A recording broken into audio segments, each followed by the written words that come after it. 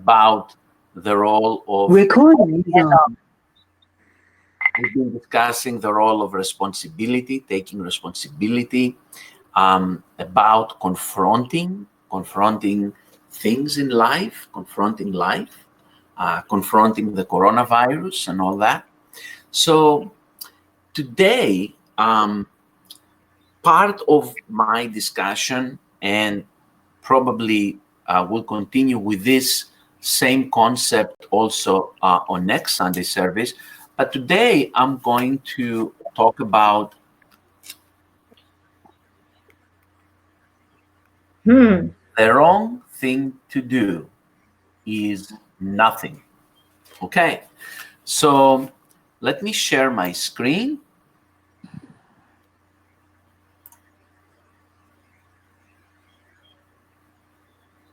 Or I can share an application. White House, we've already distributed a lot of money, and we've agreed to have another $75 billion in this bill. Just have mute your phone, your phones if you have background noise. Okay. All right. So and I am going to show you now my screen. Everybody can see Long Island Org Sunday service. Say yes. Yes. Okay, awesome. Thank you. All right. So Long Island Org Sunday service. So this is a very interesting classic here. The wrong thing to do is nothing. And I'm going to read you some lines from this, which are pretty amazing. LRH says, I mean, man, apathy, you know? And his general concern these days on the third dynamic is best described by the immortal words of Hippocrates: apathy, apathy, apathy. And man's communication level today, unfortunately, is very succinctly described by the very immortal words of Epicurus: apathy, apathy, apathy. And there was a speech made one time by a very, very learned Roman who described the state of the Roman Empire just before it went boom.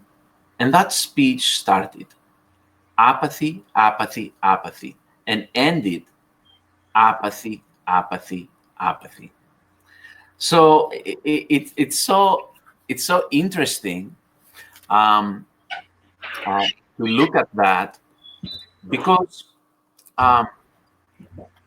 as I'm going to allude in a moment in regards to the tone scale and how apathy plays sometimes an important role.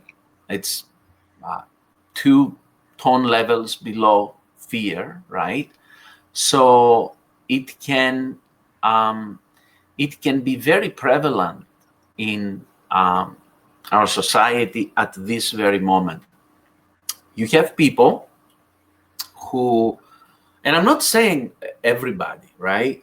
But you do have quite a few people who they're not at work, they are at home, and some of them choose not to do really anything. They choose just in one way stream communication from TV, like listening, or watching the news, watching all the Netflixes of the world, or the Amazon Primes of the world, or the HBOs and this and that. And they're just becoming like a big receiving of communication machine, just sitting there and observing passively, probably, doing much nothing about anything, which is the worst thing to do right now. And LRH continues in this, and he says,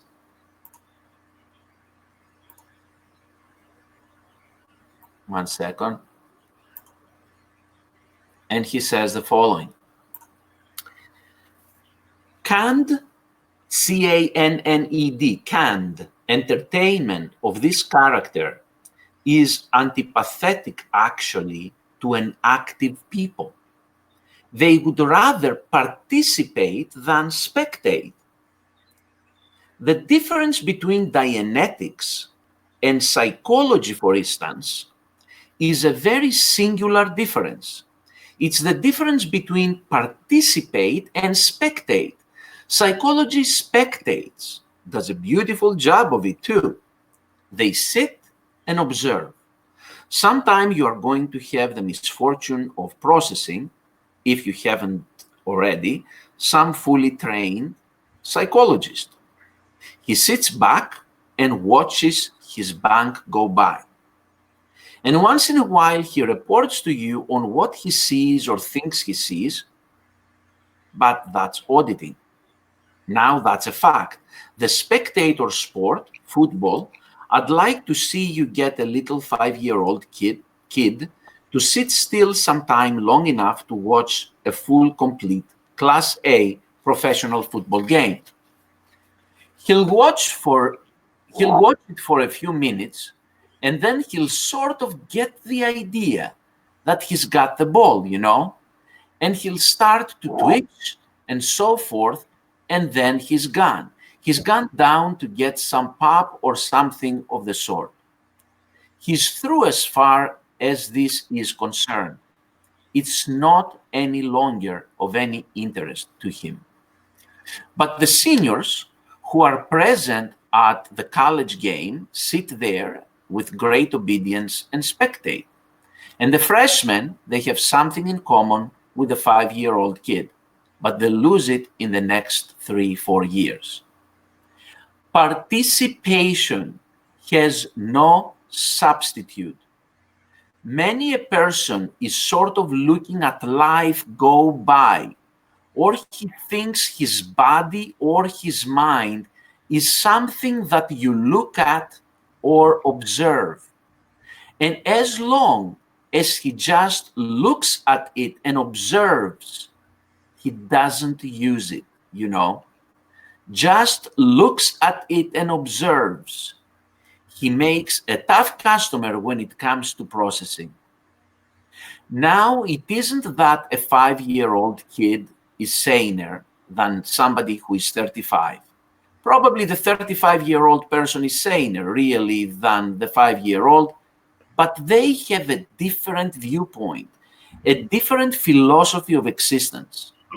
35 has learned that it's dangerous to do anything but spectate. See, he's learned that that's the thing to do. Just sit back and watch. Let's not get in there and pitch. Let's not really get in there and stir things up.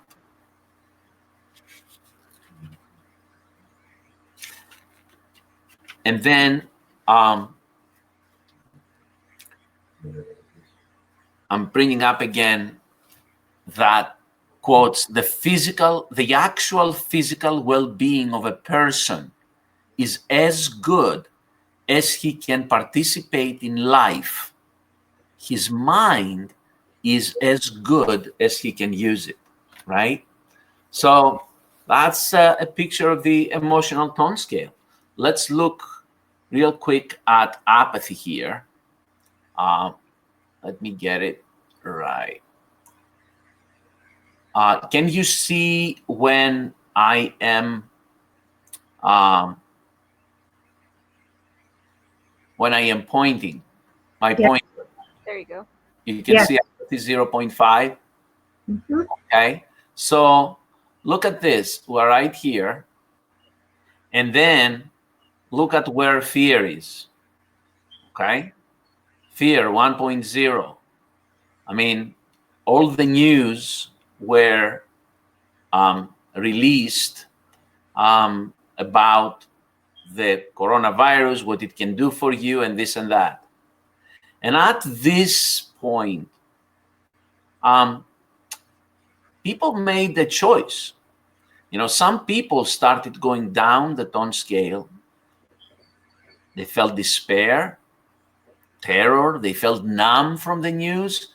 Then they went down into sympathy. Okay, feel sorry for me, propitiation, grief, making amends, undeserving, self-abasement. Then they felt victim of the situation, that they can do nothing, hopeless. Some people down to apathy. Okay? And some other people, they said, hey, you know what?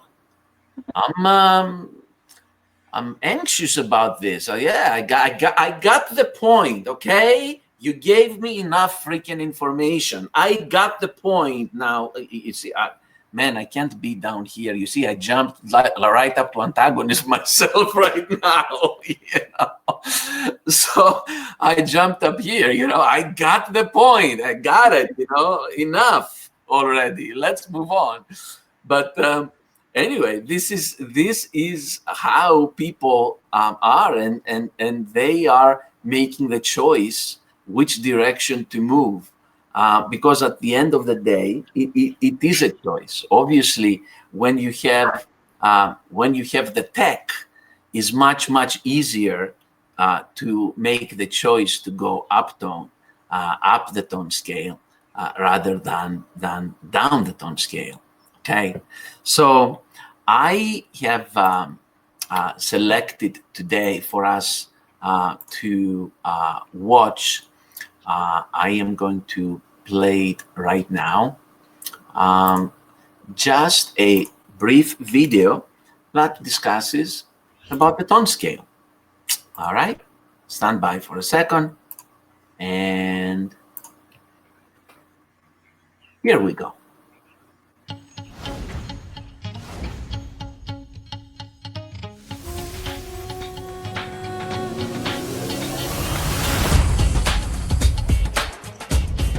One of the most crucial factors in achieving success in life is knowing how to handle other people. At times, the unpredictable nature of human behavior can make this seem difficult or even impossible. But if you had a tool that would identify the various human emotions and help you to understand the behavior associated with them, this would become quite simple. In Scientology, we call this tool the tone scale. This scale shows the successive emotional tones common to every person and assigns numbers to help delineate them. These emotional tones have predictable patterns. For example, did you ever try to talk to an angry man? Someone who is angry doesn't listen to what is said. Not seeing anything. He may even lie about what happened, or at least twist the facts. And more than likely, you feel worse after you talk to him. Upon examining it, you will find that all angry people have these and other attributes in common. People are not fixed in one tone. They move on the tone scale in response to the conditions they face in life. This can happen rapidly or over a long period of time. Many difficulties in life trace back to not understanding the nature of these emotional tones and how to deal with them. For instance, you've probably seen someone who was cheerful or enthusiastic receive bad news and then go into grief. Someone who can't identify the different emotions won't know how the person is going to react and may handle the situation wrongly. This can have consequences for oneself and one's relationships. By knowing what emotion you are seeing and what emotion you should in turn express, you will be able to communicate in any situation, no matter how difficult. The tone scale is of enormous value in life and in handling interpersonal relations by taking the mystery out of human behavior.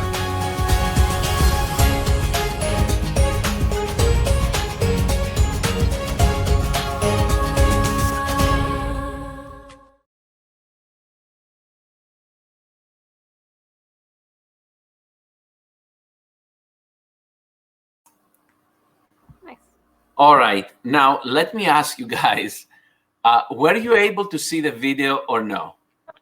Yes. I was. I think Okay. computers can, and phones have trouble. So some people were not able to see the video. And I don't know why. Leanne, you have an answer to that? I You mean, know- I'm not sure, but I think phones have trouble and computers don't. I That's see. what I think people who have said they couldn't see it in the past, they were all on phones. I see. Okay. All right. Keith, we cannot hear you. You can Last unmute. week I got everything on the phone. This week not. Don't worry about it. I mean, I know that video, so we're fine. And if you see, guys, let me share my screen. I'm going to share my screen. All right. I want to show you that anything that I cover here is actually with a link on the PowerPoint presentation I am using. I'm not sure if I can post. I can post this, of course. I can post this in the chat, which I'm going to do right now. So if you guys want, you can always. There you go. All right, good. So here we are surrounded in this society by lots of people who say, oh, well, there is nothing I can do about it. But clearly to me, this is and seems to be a situation that one can say that about. For the first time, we are faced with the fact that the absolute fact that exactly the wrong thing to do is nothing. All right. So I'm just wondering, like, how do you guys observe this? I mean, how do you observe this in your lives at this period of time? Or if you could share something that you have done. And I'll give you an example of what I'm looking for, right? Like for us, and it can be a small thing. It doesn't have to be something big. For us, one of the things we have done, and I'm going to share again my screen. Recently, my business partner and I, with the help of hundreds of physical therapists around the country, we created this. We created an organization. It's called PT for Heroes, for Physical Therapists for Heroes, OT for Heroes, and SLP, Occupational Therapist and Speech Pathologist for Heroes. This is a campaign where us as healthcare providers, we provide free telehealth service for other healthcare providers, doctors and nurses and other healthcare professionals who are on the front lines of COVID-19. And we provide, I mean, if I can tell you this as a grassroots effort, how it has reverberated with hundreds and hundreds of physical therapists and occupational speech pathologists around the country, they are participating in the program and offering help. And this is an initiative that we decided to start because we wanted to do something about it.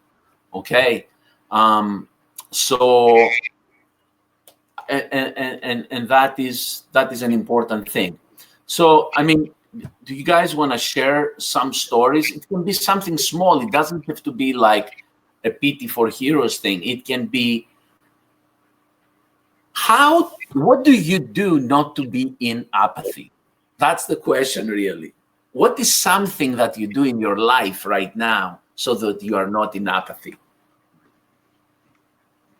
Go ahead. Yeah, I keep. mean, my uncle is 88 years old, and he got injured, and you know what happens. He's in like an assisted living or a nursing home type thing. He's an artist, and his hands aren't working. And so I gave him a call today, and he was telling me all this. And I just basically told him, that you have breath in your lungs. Life is in you today. You make tomorrow. And he seemed to come upbeat about it, thinking, that's a different way of looking at it. Awesome. Absolutely. Yeah. So I felt good. I felt really good about it. Also, yesterday my son was having behavior issues. It was getting out of hand, and I know that part of it had to do with video games and everything that's going on. And I decided to take him up through lower conditions as a member of our little family. And we did it very quickly, but by the end, he was asking me, he wanted to keep helping me because we were doing liability. And he kept asking, okay, what do we got to do next? What do you need now? Anything else you need help with? It seemed like he was feeling better by paying back. awesome, man. Very nice. Awesome. Very So well. I felt really great about that. And you could always sit back and say, oh, I'm screwed. There's nothing I can do about it. But if you just do a little bit about it, do something, you're going to feel more at cause and less effect. Yep. Absolutely. Awesome, kid. Thank you. Anybody else would like to share something? Yeah, I would. Hey, Don. Hi. So, one thing is, everybody who's studying, I think, is doing something about it because they're getting knowledge. And that's important. And the staff is all doing that. But one little story I thought of is for Easter, my family could not be together.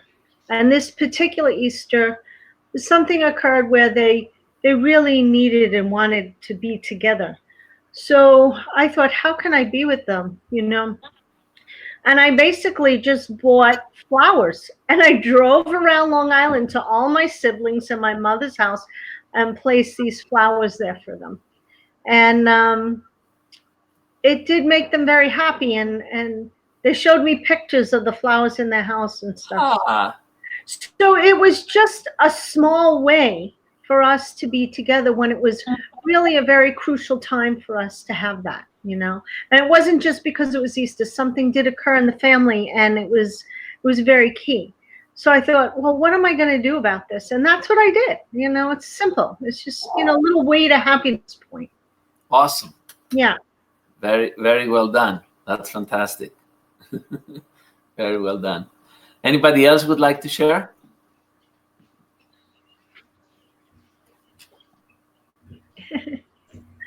What are we sharing? I just hopped back on.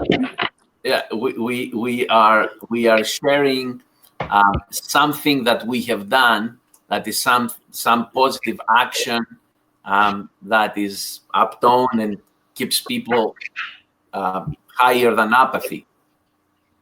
Oh, okay.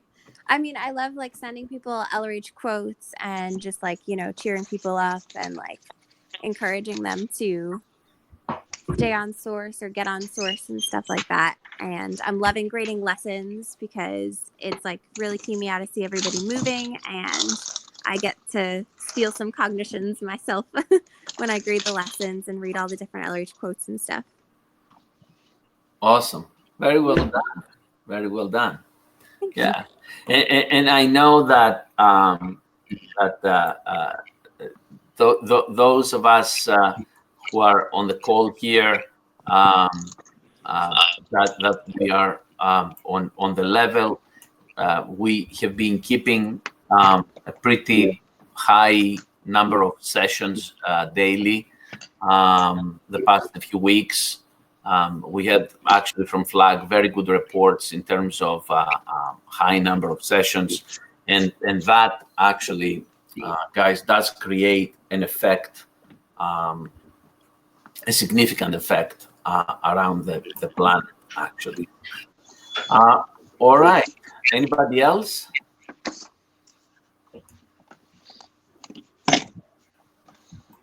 Awesome. Yeah, go ahead.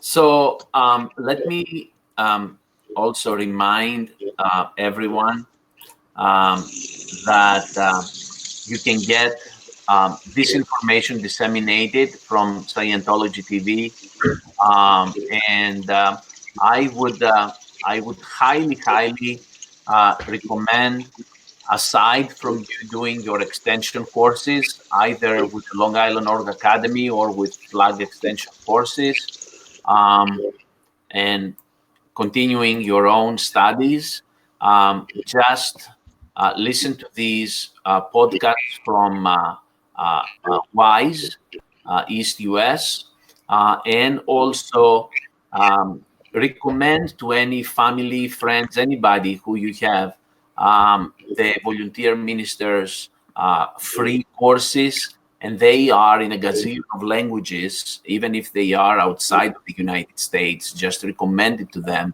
They can do these free courses on their language. I don't know if you guys have been on this website at all. Let me show it to you for a moment. 1 second. Let me go to this side real quick.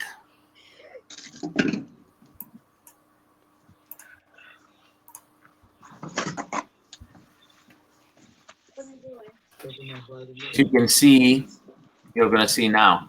As you can see here, there is all of these courses that can be done in all of these languages, guys, and they're free. Okay, so you can recommend them to anyone, any friends or relatives. Also, reminder: Mondays OTC meetings. Oops, this is not here anymore. And do we have any other announcements from you, Mitch or Wendy?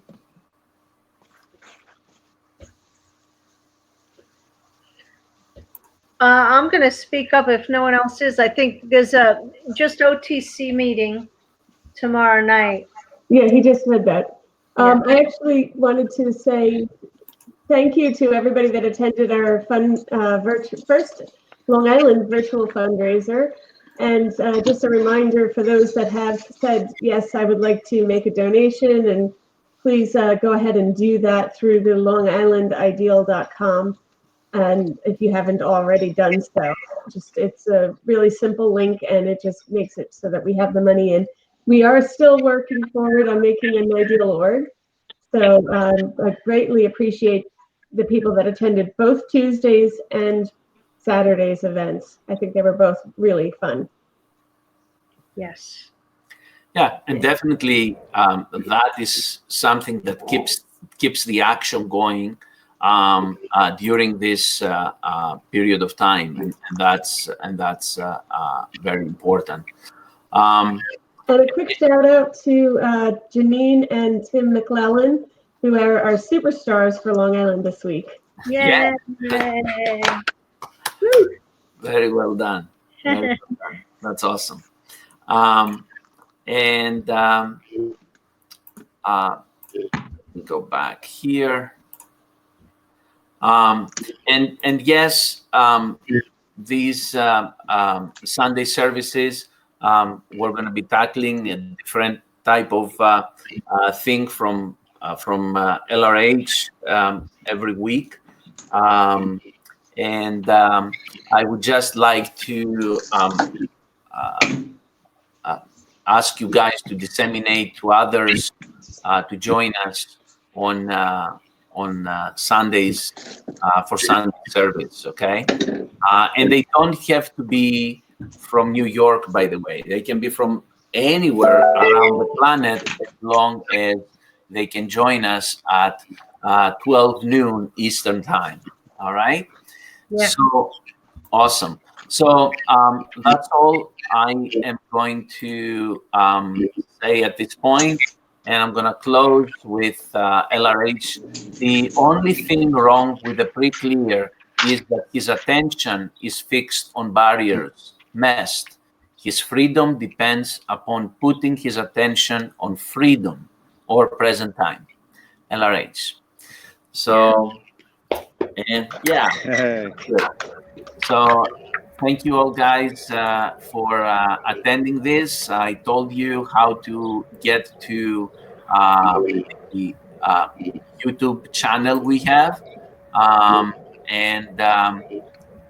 You can join that channel. Today's Sunday service will be also uploaded on that channel. And see you all next week. Take care, everyone. Good job. Thank you. Thank you. Take care.